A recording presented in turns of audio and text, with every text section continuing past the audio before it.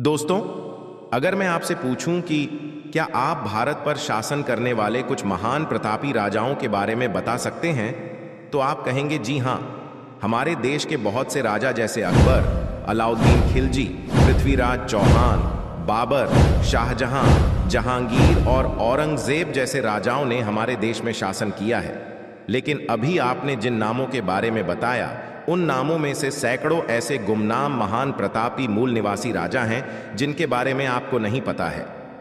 एक समय वो था जब इस देश भारत में मूल निवासी बहुजन समाज के राजाओं का शासन चलता था, लेकिन कुछ विदेशी शक्तियों ने आकर इन राजाओं को छल कपट से कमजोर किया और इस देश में अपना राज्य स्थापित कर लिया और हमारे मूल निवासी बहुजन राजाओं के सच्चे इतिहास को दबा दिया और इस देश को वर्ण व्यवस्था के आधार पर जातियों में बांट दिया।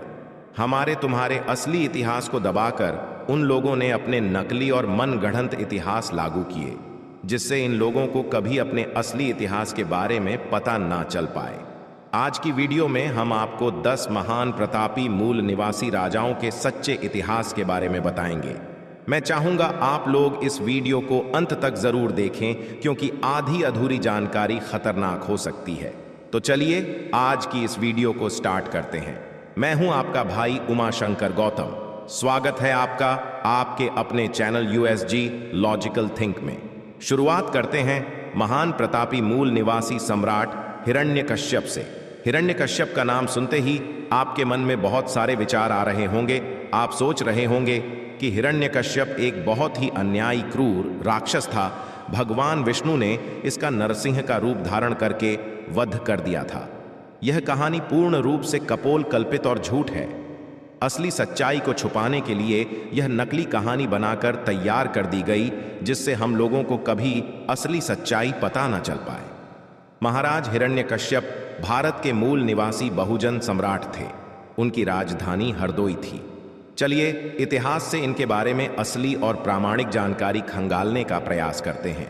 लगभग ईसा से 3000 साल पहले इंडिया में यूरेशिया की एक खूंखार जाति, जिसको आर्य कहा जाता था, का आगमन हुआ था। यूरेशिया यूरोप और एशिया के बीच की जगह का नाम है और आज भी यह स्थान काला सागर के पास मौजूद है। इस बात के आज बहुत से प्रमाण भी मौजूद हैं। ज्यादा जानकारी के लिए आप लोग DNA रिपोर्ट 2001 पढ़ सकते हैं। यह आर्य लोग इंडिया में क्यों आए, ये बात आज तक रहस्य ही है। बहुत से इतिहासकारों ने इस विषय पर बहुत सी बातें और कहानियां लिखी हैं, लेकिन किसी भी कहानी का कोई वैज्ञानिक प्रमाण मौजूद नहीं है।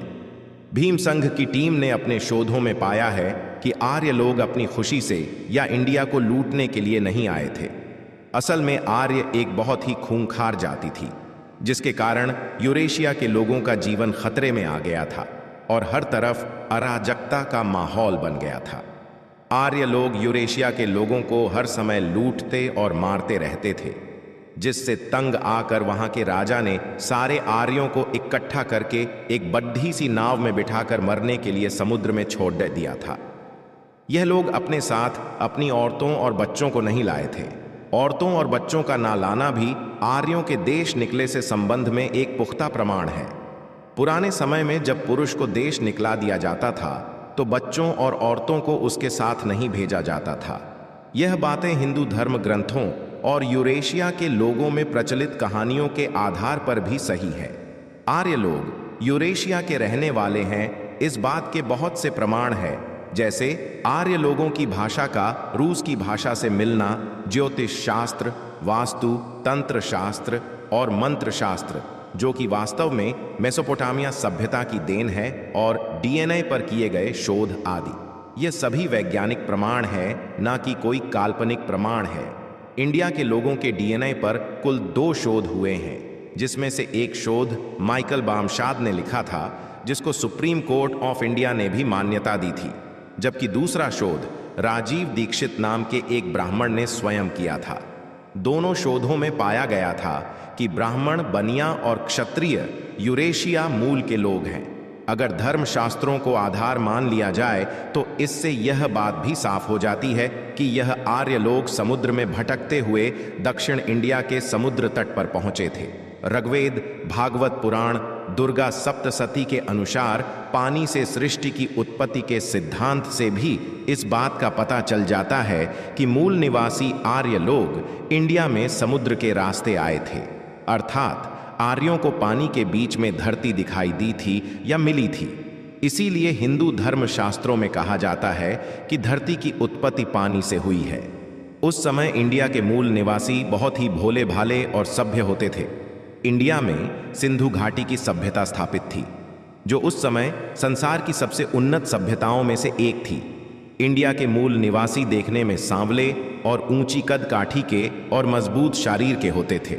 इसके विपरीत आर्य लोग यूरेशिया से आए थे, जो एक ठंडा देश है, और वहां के लोगों को कम मात्रा में सूर्य की रोशनी मिलने से वहां के लोग साफ रंग के होते थे। यह बात वैज्ञानिक भी प्रमाणित कर चुके हैं कि ठंडे प्रदेश के लोगों की चमड़ी का रंग साफ होता है। इसी चमड़ी के रंग का फायदा उठाकर आर्यों ने खुद को देव घोषित किया।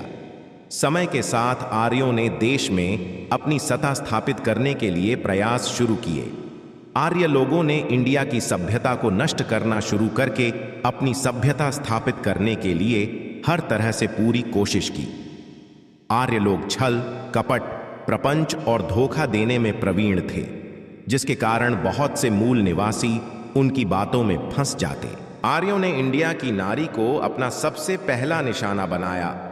आर्य लोग आधी रात को हमला करते थे और धन धान्य के साथ साथ मूल निवासी लोगों की बहु बेटियों को भी अपने साथ ले जाते थे। बाद में ब्राह्मणों ने बहुत सी प्रथाओं को लागू करवाया। समय के अनुसार प्रथाएं परंपराओं में परिवर्तित हुईं और आज भी इंडिया की नारी उन्हीं प्रथाओं के कारण शोषण का शिकार हो रही है।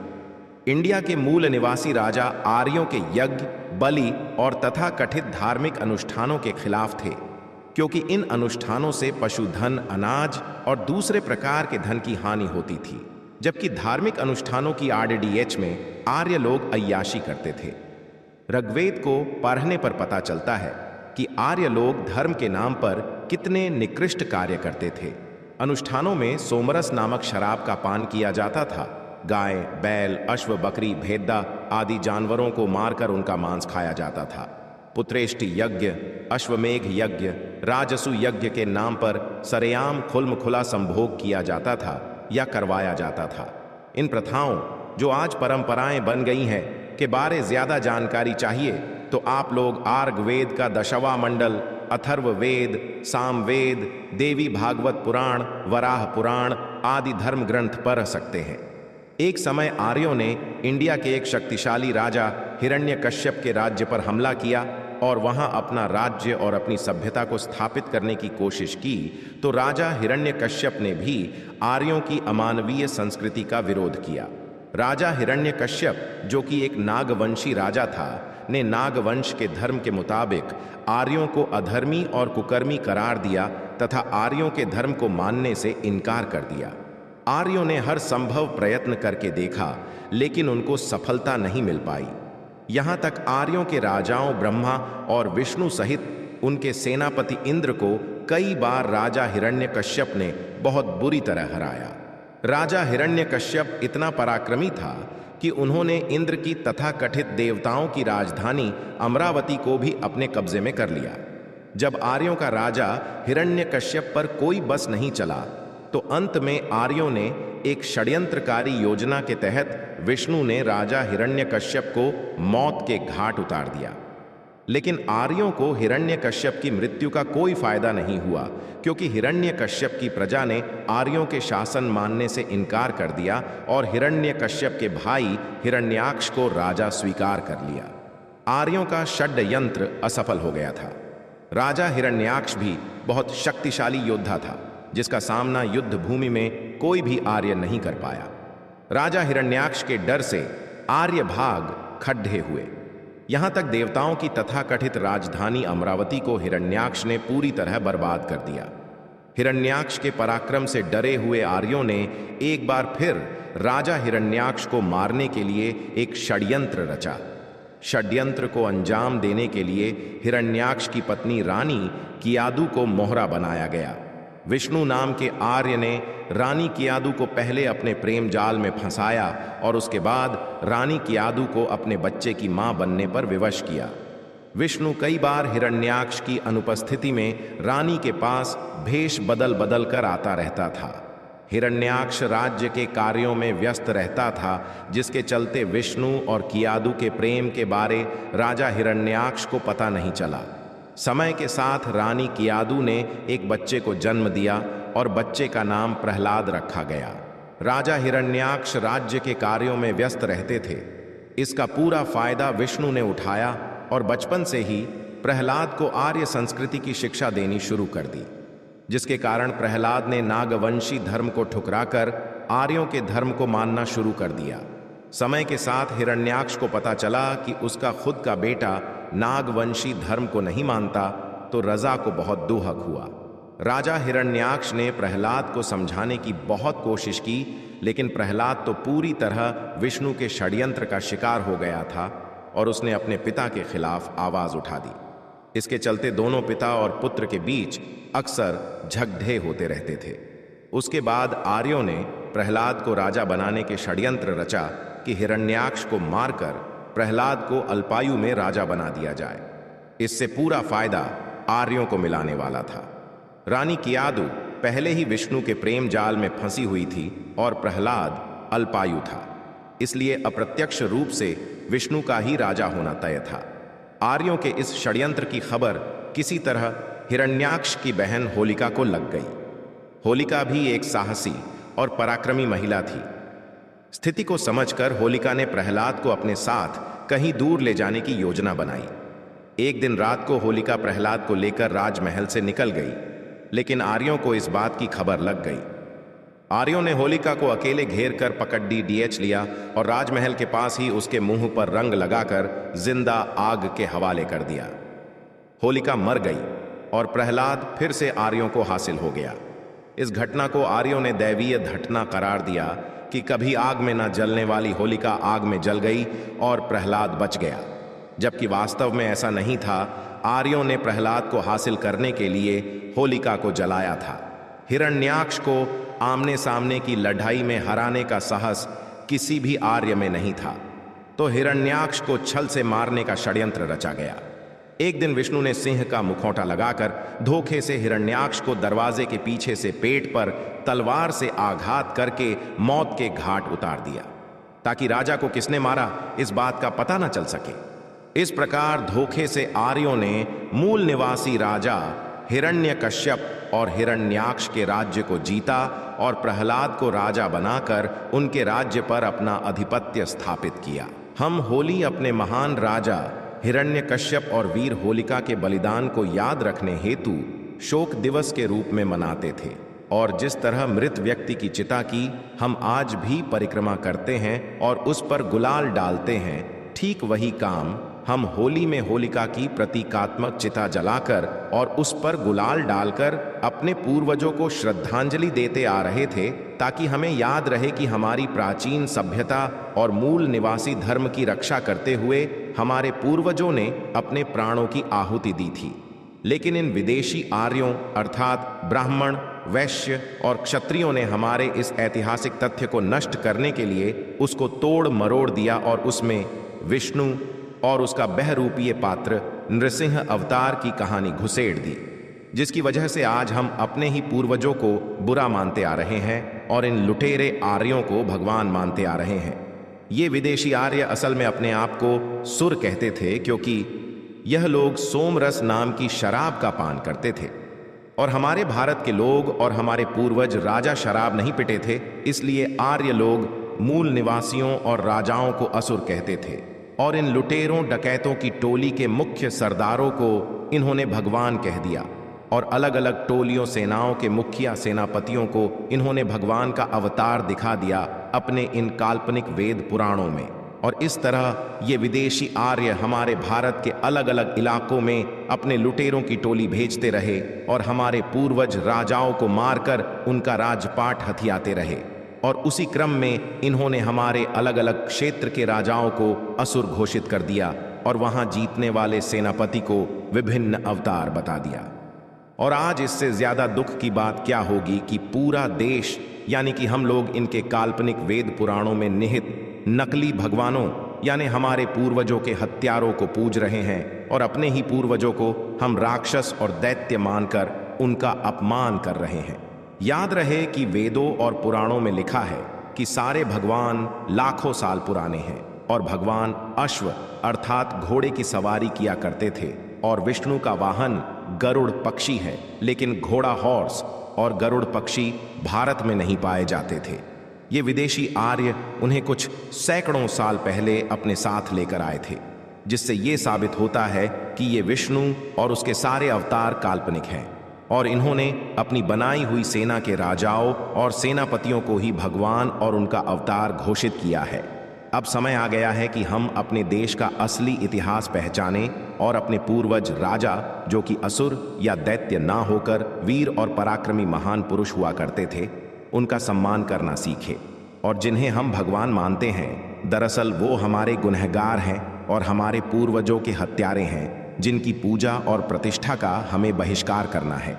जैसे कि दक्षिण भारत में हमारे एक महान पूर्वज राजा महिषासुर थे, जिन्हें इन भगवान की नकली कहानियों में असुर बताया गया है, जबकि वो एक बहुत विकसित राज्य के राजा थे।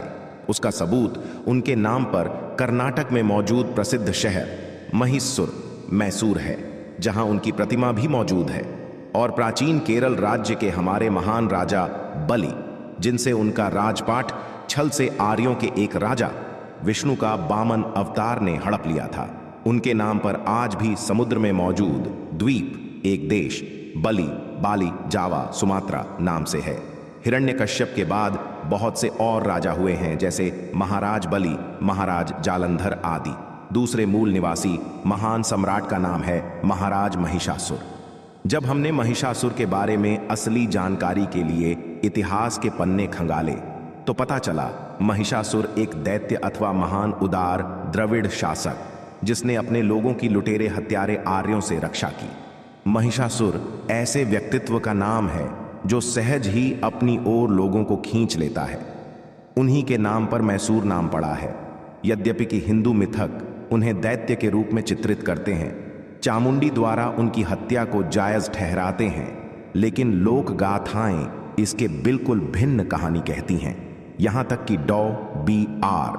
आम्बेडकर और ज्योतिबा राव फुले जैसे क्रांतिकारी चिंतक भी महिषासुर को एक महान उदार द्रविड़ियन शासक के रूप में देखते हैं, जिसने लुटेरे हत्यारे आर्यों सुरों से अपने लोगों की रक्षा की।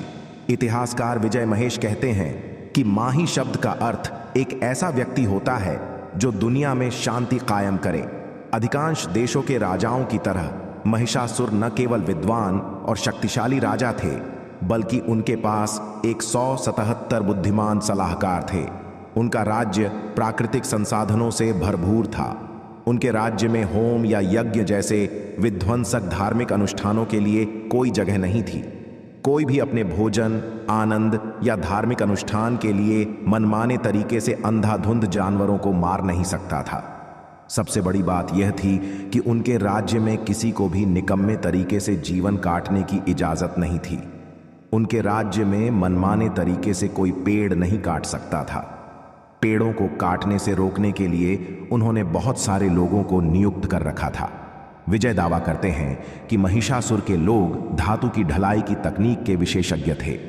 इसी तरह की राय एक अन्य इतिहासकार एम.एल. शेंदज प्रकट करती हैं। उनका कहना है कि इतिहासकार विंसेंट ए. स्मिथ अपने इतिहास ग्रंथ में कहते हैं कि भारत में ताम्र युग और प्राग ऐतिहासिक कांस्य युग में औजारों का प्रयोग होता था। महिषासुर के समय में पूरे देश से लोग उनके राज्य में हथियार खरीदने आते थे। ये हथियार बहुत उच्च गुणवत्ता की धातुओं से बने होते थे। लोक कथाओं के अनुसार महिषासुर विभिन्न वनस्पतियों और पेड़ों के औषधि गुणों को जानते थे और वे व्यक्तिगत तौर पर इसका इस्तेमाल अपने लोगों की स्वास्थ्य के लिए करते थे। क्यों और कैसे इतने अच्छे और शानदार राजा को खलनायक बना दिया गया? इस संदर्भ में सबल्टर्न संस्कृति के लेखक और शोधकर्ता योगेश मास्टर कहते हैं कि इस बात को समझने के लिए सुरों और असुरों की संस्कृतियों के बीच के संघर्ष को समझना पड़ेगा। वे कहते हैं कि जैसा कि हर कोई जानता है कि असुरों के महिषा राज्य में बहुत भारी संख्या में भैंसें थीं। आर्यों की चामुंडी का संबंध उस संस्कृति से था जिसका मूल धन गायें थीं। जब इन दो संस्कृतियों में संघर्ष हुआ तो महिषासुर की पराजय हुई और उनके लोगों को इस क्षेत्र से भगा दिया गया। कर्नाटक में न केवल महिषासुर का शासन था, बल्कि इस राज्य में अन्य अनेक असुर शासक भी थे।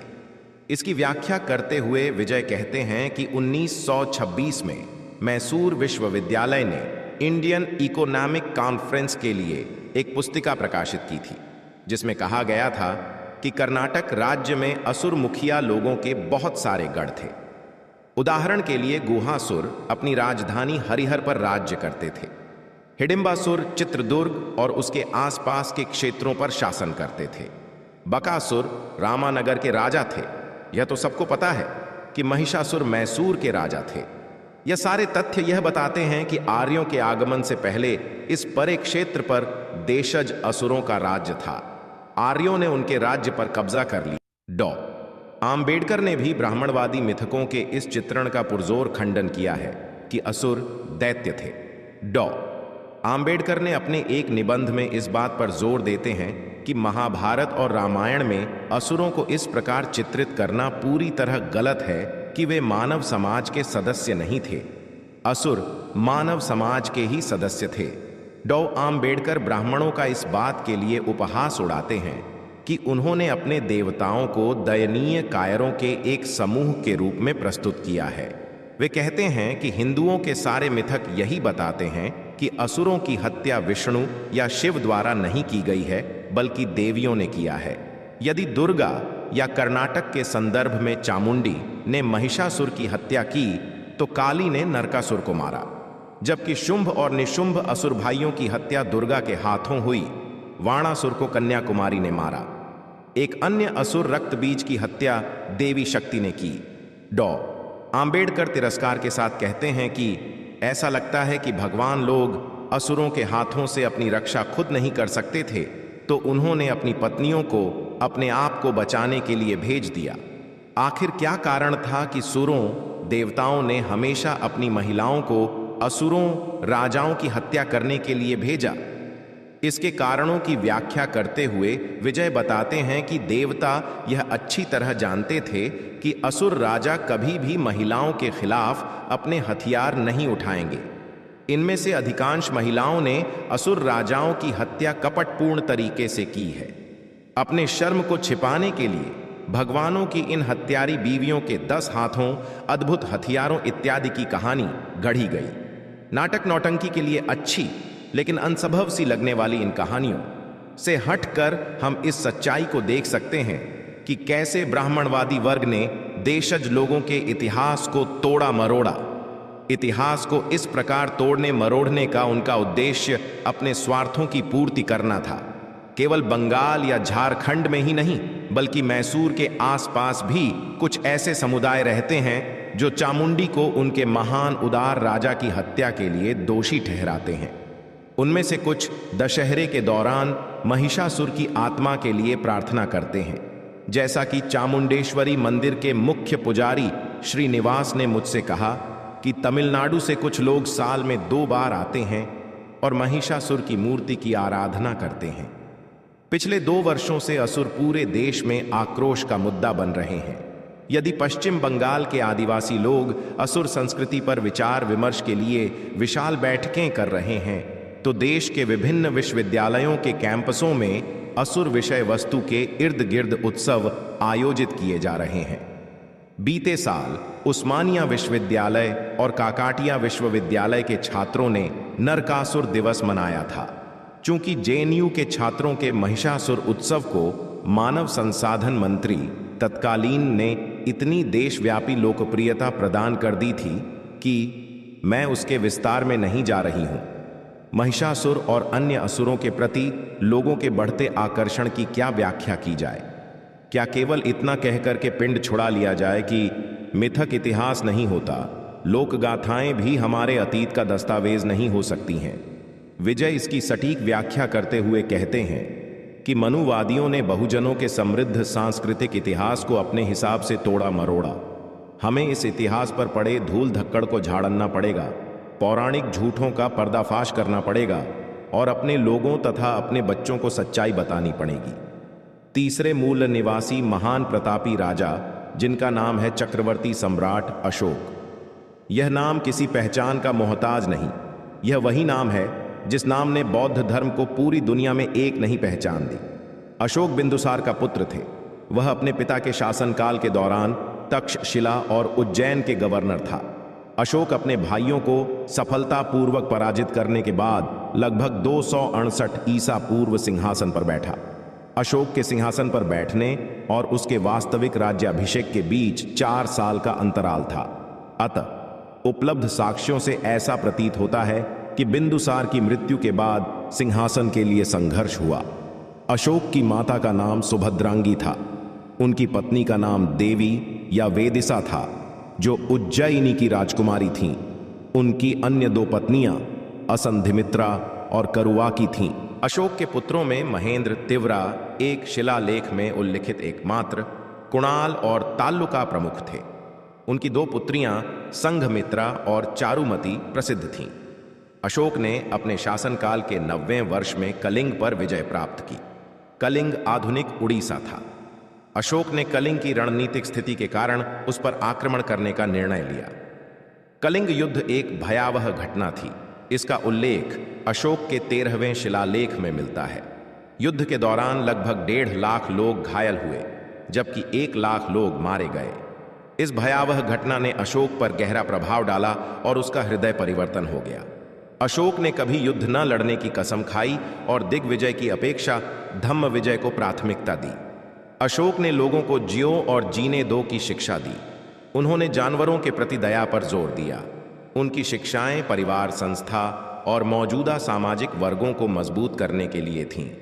अशोक ने देश का राजनीतिक एकीकरण किया। उन्होंने इसे एक धर्म, एक भाषा और व्यावहारिक रूप से ब्राह्मी नामक एक लिपि से बांध दिया, जिसका उपयोग उनके अधिकांश शिलालेखों में किया गया था। अशोक ने अपने उत्तराधिकारियों से विजय और आक्रामकता की नीति छोड़ने को कहा।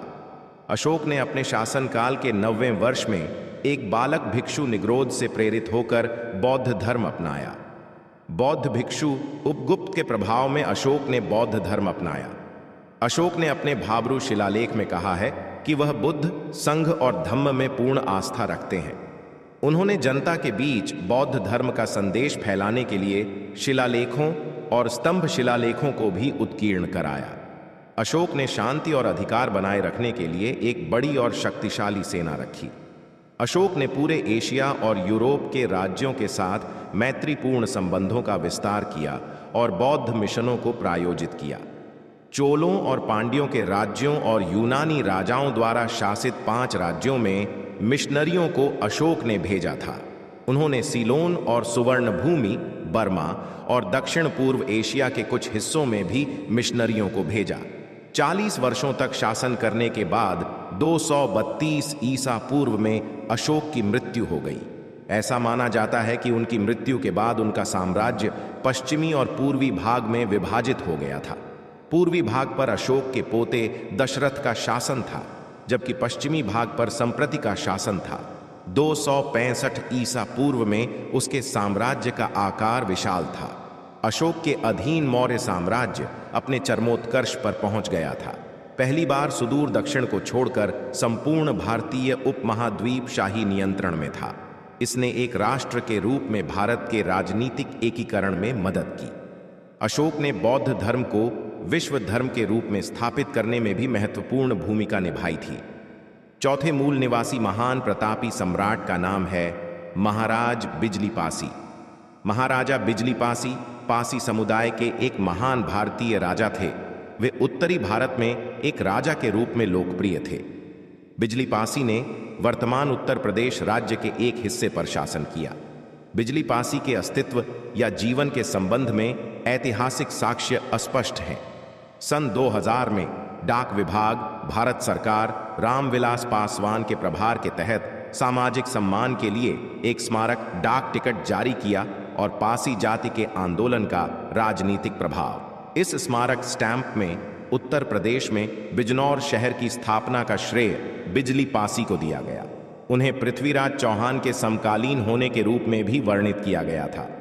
इस विशेष मोहर के अनुसार उन्होंने उस समय अपनी स्थिति मजबूत कर ली जब उत्तर भारत को अतीत के शक्तिशाली साम्राज्य के पतन से पहले कई छोटे राज्यों में विभाजित किया गया था। महाराजा बिजली पासी, जिन्हें बिजनौर की स्थापना का श्रेय दिया जाता है, एक प्रबुद्ध शासक थे जिन्होंने अपनी स्थिति को मजबूत किया और बिजनौर के क्षेत्र में भूमि के एक बड़े पथ पर अपना शासन स्थापित किया। जैसा कि 18वीं और 19वीं शताब्दी के ब्रिटिश गजेटियर में दर्ज किया गया था, वह पृथ्वीराज चौहान के समकालीन थे। वह पासिस का एक सक्षम नेता था जो इलाके के स्वदेशी लोगों की एक भयंकर स्वतंत्रता थी। बिजली पासी के स्मरणोत्सव ने दलित के दावों को आवाज दी कि अतीत में दलित राजा थे और उनका उच्च जातियों की तरह ही शानदार इतिहास था। महाराजा की योद्धा छवि, जो अक्सर कांशी राम बहुजन समाज पार्टी के संस्थापक के सुझाव के अनुसार विभिन्न दलित समुदायों, विशेष रूप से पासी जाति के लोगों की दीवारों पर देखी गई थी। वह चाहते थे कि छवि में 5 सिख गुरुओं को शामिल किया जाए जिन्हें आज भी दलित समुदायों द्वारा पूजा जाता है। उन गुरुओं की विशिष्ट विशेषता महाराजा की छवि में दिखाई देती है। सावधान परीक्षा पर महाराजा बिजली पासी किला लखनऊ का एक और ऐतिहासिक स्थल है जो देखने लायक है। लखनऊ के अन्य ऐतिहासिक आकर्षणों की तुलना में महाराज बिजली पासी किला कम प्रसिद्ध है। आशियाना के आवासीय क्षेत्र में स्थित लखनऊ का यह पर्यटन स्थल इतिहास के शौकीनों के लिए शहर में याद न होने वाली जगहों में से एक है। महाराज बिजली काशी के समय में अन्य और भी राजा हुए हैं, जैसे महाराज सातन पासी, महाराज लाखन पासी जिन्होंने लखनऊ को बसाया, महाराज क्षीता पासी जिन्होंने सीतापुर को बसाया इत्यादि। 5वें मूल निवासी महान शासक का नाम है धर्मपाल। पाल वंश के संस्थापक गोपाल के बाद उसका पुत्र धर्मपाल 770 ईस्वी में सिंहासन पर बैठा। धर्मपाल ने 40 वर्षों तक शासन किया।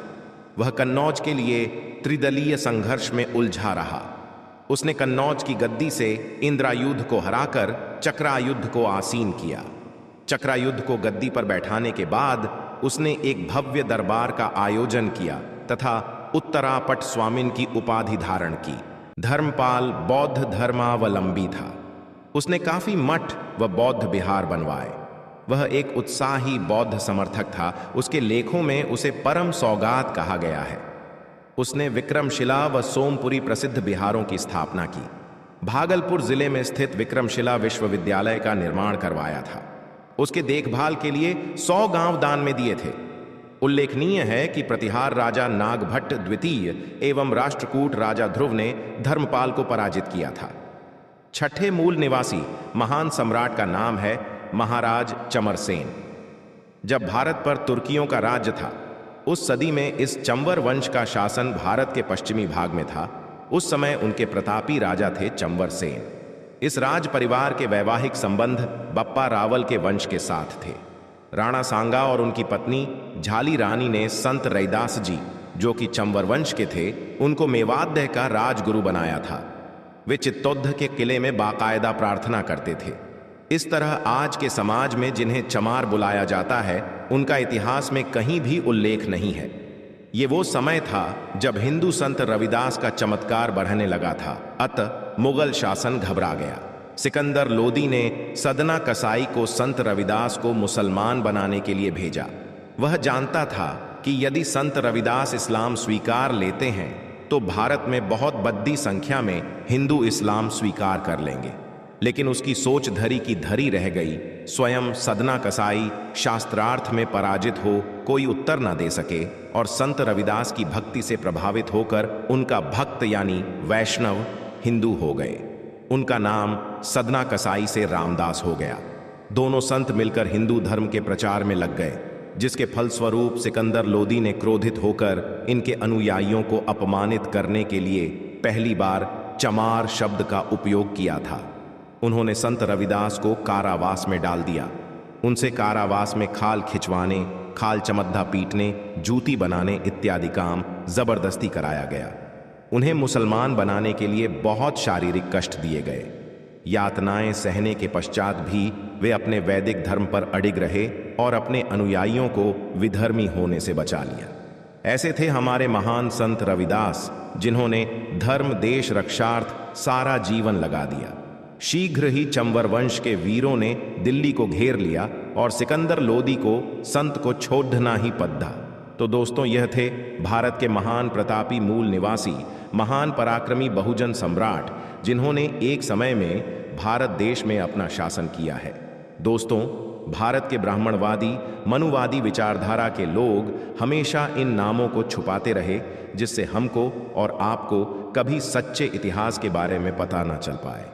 दोस्तों, मैं चाहूँगा आप लोग इस वीडियो को अधिक से अधिक शेयर करें, जिससे भारत के लोगों को पता चल सके कि हमारे देश में इतने बड़े बड़े महान मूल निवासी सम्राट हुए हैं। उम्मीद करता हूँ आप लोगों को यह हमारी वीडियो पसंद आई होगी। अगर आपको हमारा काम पसंद आता है तो आप हमारे चैनल को सब्सक्राइब कर सकते हैं। वीडियो देखने के लिए तहे दिल से शुक्रिया।